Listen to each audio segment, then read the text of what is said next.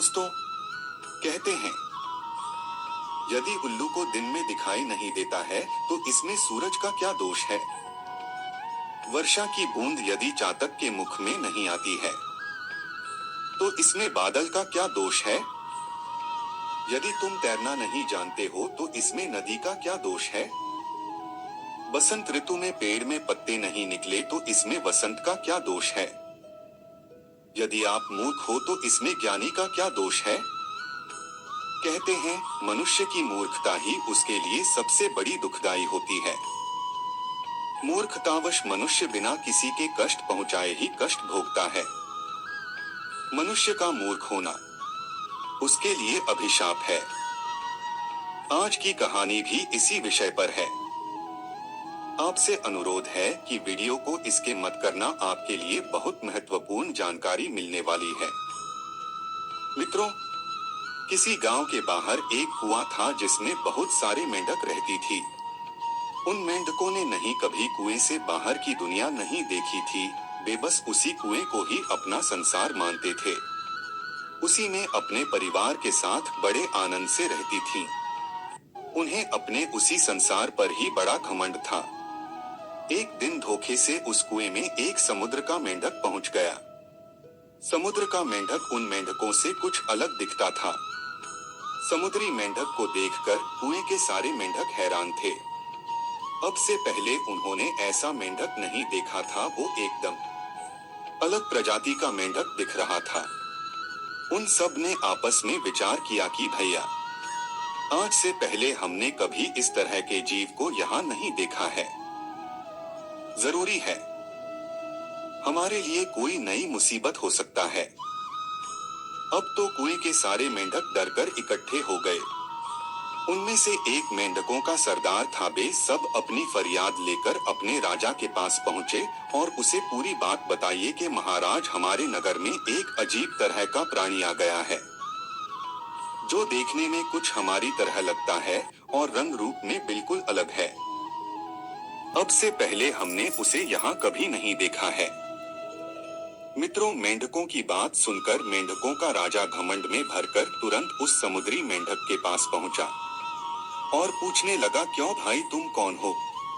पहले तो कभी देखे नहीं, किस जगह से आए हो?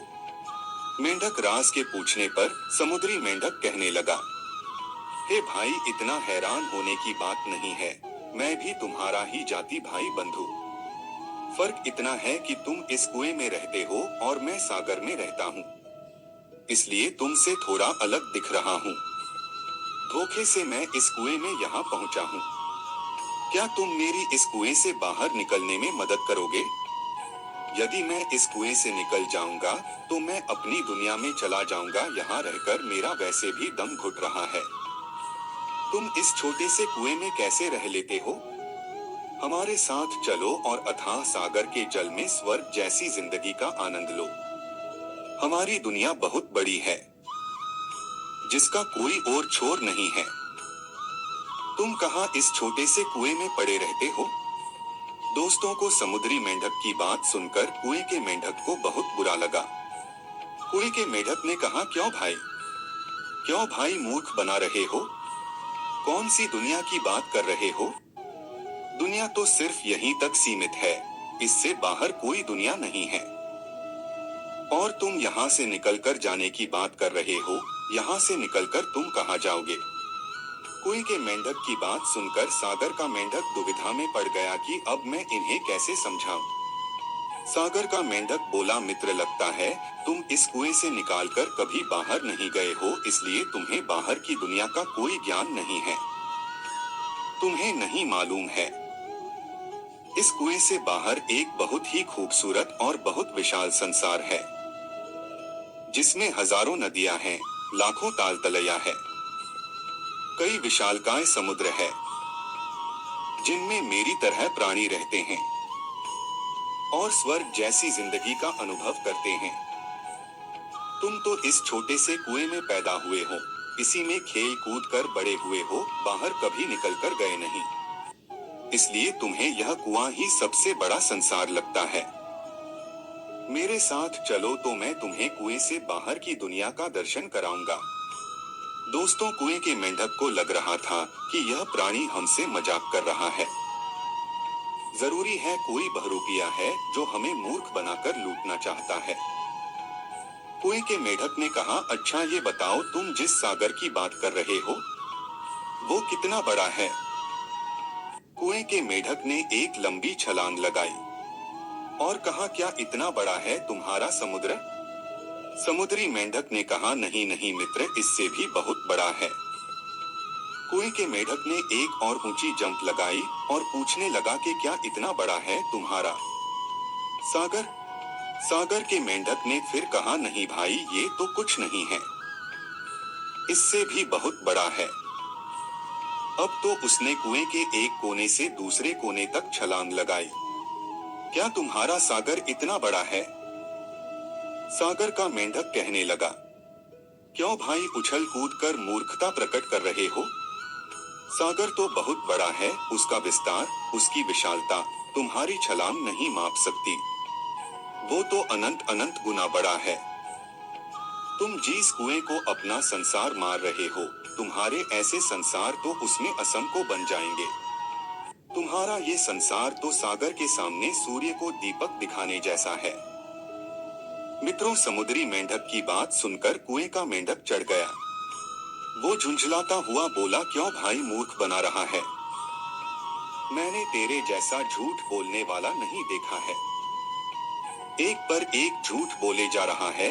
चल आजा मेरी आंखों के सामने से और यह बाहरी दुनिया का ज्ञान किसी और को बताना।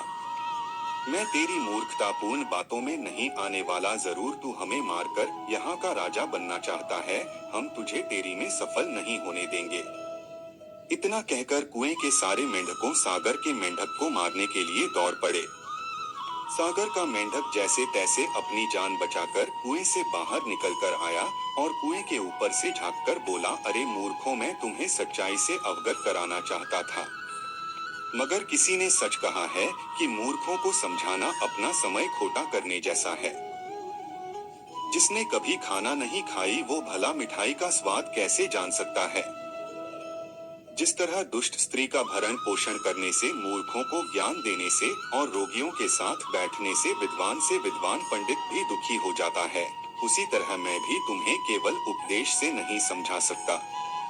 किसी ने सच कहा है कि जिस जगह अपना बहुमत ना हो, जहाँ स्वयं को सुनने समझने वाले लोग ना हो, जहाँ अत्यधिक मूर्ख हो, जहाँ मूल बुद्धि के लोग रहते हों, जहाँ बिना सोचे समझे बोलने वाले लोग हों, वहाँ ज्ञान नहीं बांटना चाहिए। बाहर तुम्हारे ज्ञान का कोई सम्मान नहीं होगा। मित्रों, इस संबंध में मैं आपको एक और छोटी सी कहानी सुनाता हूँ, जरा ध्यान से सुन लेना। एक बार एक सियार को एक लिखा हुआ कागज का टुकड़ा मिल गया। उसने वह कागज अपने जाति भाई बंधुओं को दिखाया और बोला, भाई हो, मैं विदेश से पढ़कर आया हूँ, ये है मेरा सर्टिफिकेट। सियारों ने सोचा कि हमारा भाई जब इतना पढ़ लिख कर आया है तो क्यों ना उसे सियारों का सरपंच बना दिया जाए। हम लोगों को ज्ञान की बातें बताकर हमारा मार्गदर्शन करता रहेगा। सियारों ने उसे अपना सरपंच चुन लिया और वो लिखा हुआ कागज का टुकड़ा उसके गले में पट्टा बनाकर बांध दिया। अब तो जब भी कोई समस्या आती है वे उसी सियार से अपना समाधान करा लेती। सरपंच सियार उस कागज को देखता और उनका फैसला करते था। अब तो पूरी सियार बिरादरी उसका खूब सम्मान करती थी।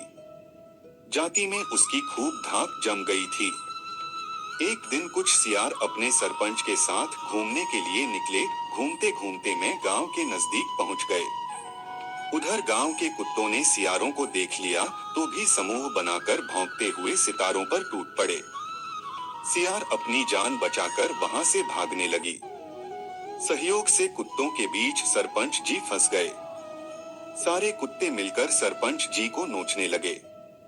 तो अन्य सियारों ने कहा, अरे सरपंच, इन्हें आप अपनी डिग्री क्यों नहीं दिखाते? इन्हें आप अपनी डिग्री दिखाओ, तभी यह समझेंगे कि आप कितने पढ़े लिखे हो, तब ये आपका सम्मान करेंगे और आपको छोड़ देंगे। सरपंच जी ने कुत्तों को वो लिखा हुआ कागज का टुकड़ा खूब दिखाया, पर कुत्ते नहीं माने। तब सरपंच ने कहा, भाई हूँ, ऐसा लगता है आज मूर्खों से पाला पड़ गया है। मेरे डिग्री दिखाने पर भी यह नहीं मार रहे हैं। दर्शक बंधु, और आखिरकार सरपंच जी कुत्तों ने मौत के घाट उतार दिए। इसीलिए कहते हैं, जहां अपना बहुमत ना हो, जहां मूर्खों की संख्या अधिक हो, जहां मूढ़ बुद्धि लोग हों, जहां बिना सोचे समझे बोलने वाले हो, समझदार व्यक्ति को बहुत चुप ही रहना चाहिए। वहां हमारे उपदेश का कोई लाभ नहीं होगा, उल्टा हम ही उन्हें शत्रु लगने लगेंगे। जो व्यक्ति अज्ञानी होकर भी उदंड है, दरिद्र होकर भी बड़ी बड़ी इच्छा रखता है और बिना मेहनत के ही सुख की कामना करता है, वो मूर्ख है। ऐसे लोग ढाक के तीन पात ही बने रहते हैं। दर्शक बंधु, यदि इस वीडियो से आपने